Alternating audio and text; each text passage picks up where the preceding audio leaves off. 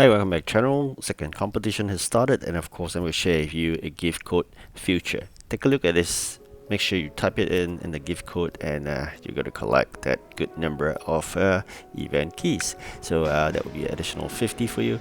So make sure you have done that EP start. As I always mention, at the second competition onwards, you can actually prepare for the EP start. So of course, with the good number of EP start, that will help us propel up the ranks. And the 3-hour job is really important. They're going to make sure you plan for it, have sufficient event items before you click on that activate buttons, and then more importantly, have all your dispatches comes back before you do that. Alright, so just in case you do not have that item, you can send up your dispatches to collect it, manufacture it before you're sending out again, because it's a 3-hour job. Apparently after your dispatches goes out for an hour, you will have that material ready for manufactured or delivered as well.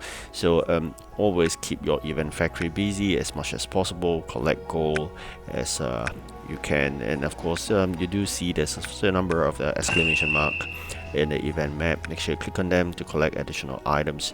So far so good.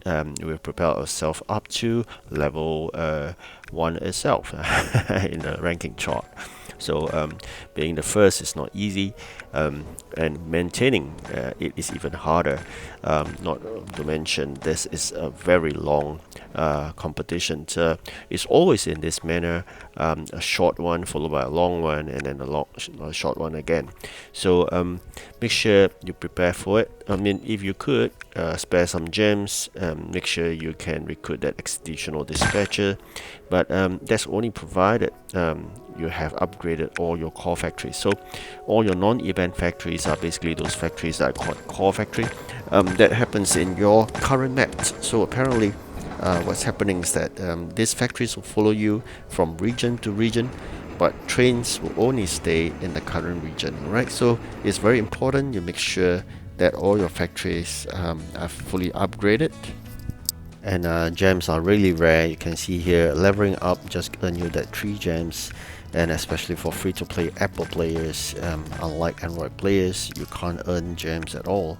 And some of you may even be able to do surveys, but in my situation, I can't earn a single gem from even doing surveys or playing affiliated games, which is only applicable to Android players. So I think very importantly, you got to make full use of your gems. Make sure you upgrade all your factories. You can see here, this is a fully upgraded. You have basically 6 slots, so that actually helps a lot in terms of production and holding produced items and raw materials in the input tray when the production stores. That's how it works out. Okay, so of course you may thinking that you want to spend gems on getting trains that you miss out on, but I think that's not really necessary. What you could do is win legendary trains from the event, or you could wait for so-called a seaport event that happens once or twice a year, that you can choose to get legendary trains from previous regions. But again, all these depends on luck, which is similar to you spending gems in the store to get a train. It's a random, right? So it's not fixated that you should get that train as well. So make sure you do spend your precious gems in upgrading factories. And of course, if you have already upgraded all your factories like mine, I've upgraded all my 7 factories to the fullest. Normally I spend gems in the start of the event to upgrade the factory of the event. So you can see me having 4 slots because that helps a lot in competitions. And if you can still spare some gems, if you wish to engage an additional dispatcher, you could actually do so. So sometimes you can bring things back faster. You can do that as well using gems. So all these are really things that you could consider, and of course it all depends on luck sometimes. I mean, starting late is a strategy. I'll normally start about 10 to 12 hours late, because then you won't be grouped together with the very competitive or pay to win competitors itself. Okay, but of course there are still some pay to win that start late as well. And they have lots of gems on hand, so even at last minute they may actually turn the target and eventually be number one because they will throw in hundreds of gems where we do not have. It's okay. I mean, generally try your best to get top 3 for the first 3 competition. Why so? Because it's always the easiest before 100% completion that happens in the top 3. That basically happens only when you are doing really good in the first 3 competitions. Normally on the 4th competition onwards, you have basically completed 100% and it's really tough. And of course by then you may have already depleted all your gems, and you just got to be really lucky in order to get top 3. But the first 3 are very different, especially the first competition. Sometimes it's quite fair, everybody's on the same situation. And if you could do some EP head start, that only happens for the 2nd onwards. So all this is all about preparation work. So sometimes luck comes into play in terms of the train types, basically the engine I'm talking about, as well as the region trains that I'm talking about. So sometimes you may be hit with triple restrictions, be it the region, the train type, and the type of trains as well. So like legendary steam region 8, so this will be a triple restriction job, and definitely be really tough if you do not have high capacity trains. And always they will try to hit it on the rare or common, which is really difficult, especially if you only have 1 rare and 6 capacity and going to deliver like 60 is 10 times, which is 10 hours. Alright, so if you have a good capacity train of 30 rare and you have 2 of them, it just take you an hour. So that's the main difference, okay? So you can see here we are doing really well in terms of getting that 3 hours jobs completed, and always factory space is always a torture.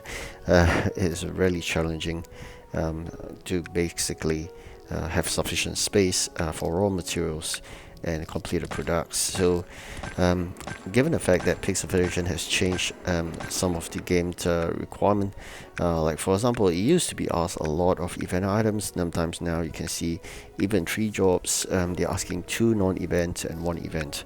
So it means basically you got to store the non-event items as well.